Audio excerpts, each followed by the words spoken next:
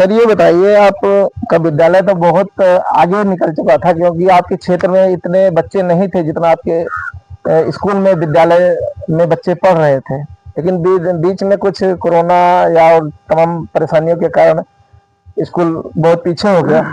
अब आपको इसलिए शुरू से अब काफी मेहनत करना पड़ेगा। और आप स्कूल के लिए कितना समय या योगदान कितना करेंगे ताकि बच्चे फिर से स्कूल चल आ जाए जैसे पहले चल रहा था? आप उसमें थोड़ा सा मार्गदर्शन करें। धन्यवाद भाई दिलीप जी। ये विद्यालय जो है 2009-10 में जो है शुरू हुआ। उस प्रथम ईयर में भी हमारे पास कम से कम 70-80 बच्चों का एडमिशन हुआ था जो लोअर क्लास में। इसके बाद धीरे धीरे हमारे यहाँ बच्चों की संख्या बढ़ती गई, 400-500 हुआ। ये कोरोना काल में थोड़ा सा डिस्टर्बेंसी हुआ, करीब 2-2.5 साल बीच बीच में चला खुला इस तरीके से। फिर जो है कुछ बच्चों की संख्या कम जरूर हुई, लेकिन ये ग्रामीण क्षेत्र का एकमात्र ऐसा विद्यालय है जहाँ कम फीस में अच्छी व्यवस्था, अच्छी शिक्षा व्यवस्था दी जाती है।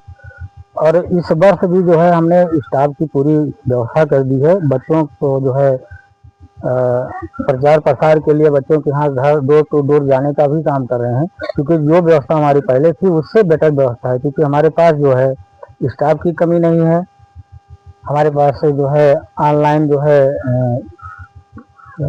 प्रोजेक्टर लगा हुआ है, उससे भी बच्चों को जो है पढ़ाने और दिखाने का कार्य करते हैं। कैंपस में पूरे जो है कैमरे की व्यवस्था कर दी गई है, बैंड की व्यवस्था कर दी गई है। ये सारी चीज़ें जो है अपने विद्यालय में लैस कर दिया गया है। गार्जियन से, अभिभावक से निवेदन करते हैं सारे लोग अपने बच्चों का एडमिशन अपने विद्यालय को समझ करके इसमें करवाएं, अच्छी शिक्षा ग्रहण करें। क्योंकि पूर्व में भी हमारे यहाँ से कुछ बच्चों का चयन जो है सिपाही में हुआ है। पूर्णिमा तिवारी जो तुलसीरामपुरा तिवारी की रहने वाली है, इंटर क्रॉस करने के बाद उसका सिपाही में चयन हुआ था।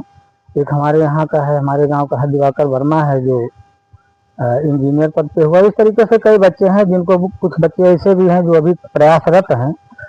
तो सबसे पहले हम ये चाहेंगे भाई गार्जियन जो है अपने बच्चों को भी समय दे थोड़ा सा घर पे, क्योंकि स्कूल मात्र आपके बच्चों को व्यवस्था देने पढ़ाने की है, लेकिन अगर आप गाइड नहीं करेंगे तो वो बच्चा आपका कमजोर रहेगा।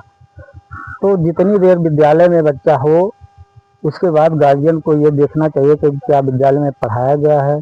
अगले दिन जैसे इस तरीके से चेक करते रहें।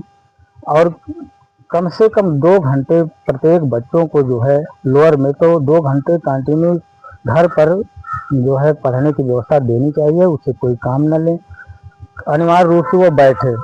इस तरीके से उसका धीरे धीरे अभ्यास हो जाएगा। 2 घंटे 4 घंटे पढ़ेगा। पढ़ने के बाद अभी देखिए आदि मौर्या जी हैं पिलखावा से, जिनका चयन जो है नवोदय विद्यालय में हुआ है, क्योंकि उनके पास कहीं अतिरिक्त से कोचिंग की व्यवस्था नहीं थी। विद्यालय में व्यवस्था हम लोग दिया करते थे, गार्जियन उनके एक्टिव थे, थोड़ा सा ध्यान दिए, जो है उनका नवोदय विद्यालय में चयन हुआ है। तो इसी तरीके से जो है हम चाहेंगे कि गार्जियन ध्यान दें, उनका भी बच्चा अन्यत्र जगह जो है सिलेक्ट हो। पुनः सभी गार्जियन से निवेदन करते हैं कि गिरधारी वर्मा इंटर कॉलेज में अपना बच्चों का एडमिशन दिला करके जो है विद्यालय का भी सहयोग करें, अपने बच्चों का जो है मार्ग प्रशस्त करें। ठीक, चलो।